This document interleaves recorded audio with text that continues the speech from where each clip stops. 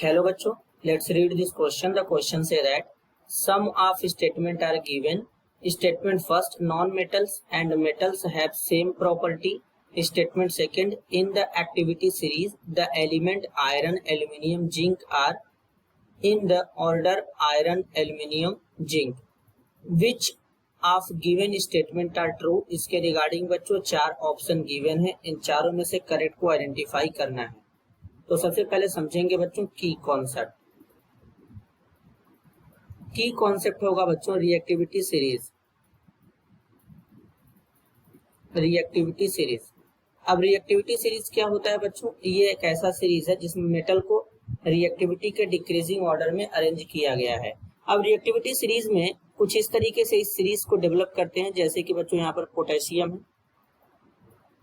Sodium है, calcium है, magnesium है बच्चों, इसके बाद एल्यूमिनियम है, एल्यूमिनियम के बाद जिंक है, फिर यहाँ पर आयरन है, आयरन के बाद बच्चों लेड है, फिर हाइड्रोजन है। ये सीरीज हाइड्रोजन को ध्यान में रखते हुए बनाया गया है बच्चों। हाइड्रोजन के बाद जो एलिमेंट है वो है कॉपर, मरकरी, मरकरी है, इसके बाद बच्चों सिल्वर है, सिल्वर के बाद यहाँ पर गोल्ड है। तो ये यहाँ पर एलिमेंट है। अब बच्चों इधर वाले जो एलिमेंट है ये लीस्ट रिएक्टिव है। लीस्ट रिएक्टिव का मतलब इनका रिएक्टिविटी बहुत ही कम होता है। और इधर की जो एलिमेंट है ये क्या है? मोस्ट रिएक्टिव है, मोस्ट रिएक्टिव। तो इसका मतलब बच्चों इनका रिएक्टिविटी ज्यादा होगा। तो अगर हम इधर से इधर चलें बच्चों तो रिएक्टिविटी क्या होगा? डिक्रीज करेगा। रिएक्टिविटी क्या हो जाएगा? डिक्रीज करेगा। मतलब इधर से इधर चलने पर क्या होगा? रिएक्टिविटी डिक्रीज करेगा। ये हो जाएगा decreasing order of, decreasing order of reactivity, ये हो जाएगा। तो अब अगर हम देखें बच्चों, हमारे पास आयरन, एल्यूमिनियम, जिंक, तो ये होगा आयरन,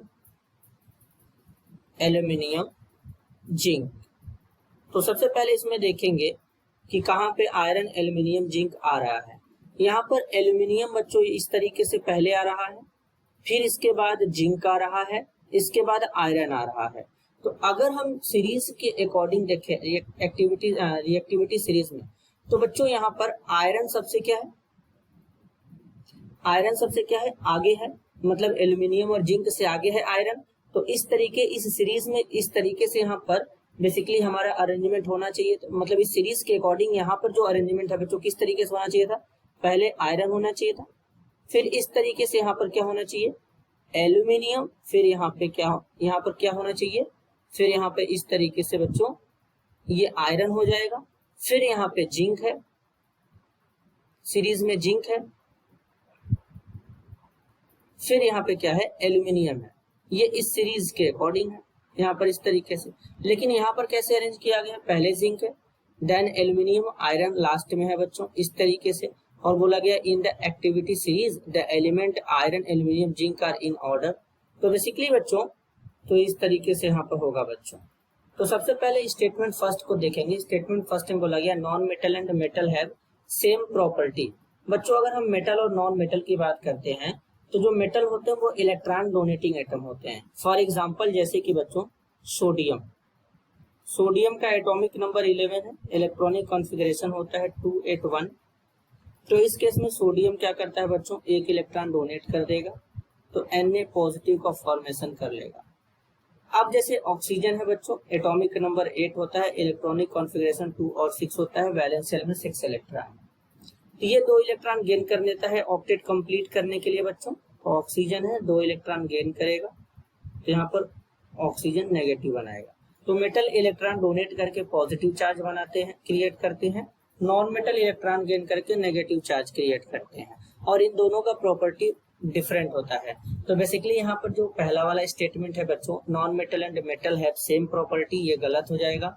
स्टेटमेंट सेकंड में बोला गया in the activity series the element iron, aluminium, zinc are in the order, ये भी गलत है बच्चों। तो यहाँ पर करेक्ट आंसर क्या होगा? Option D, neither first nor second.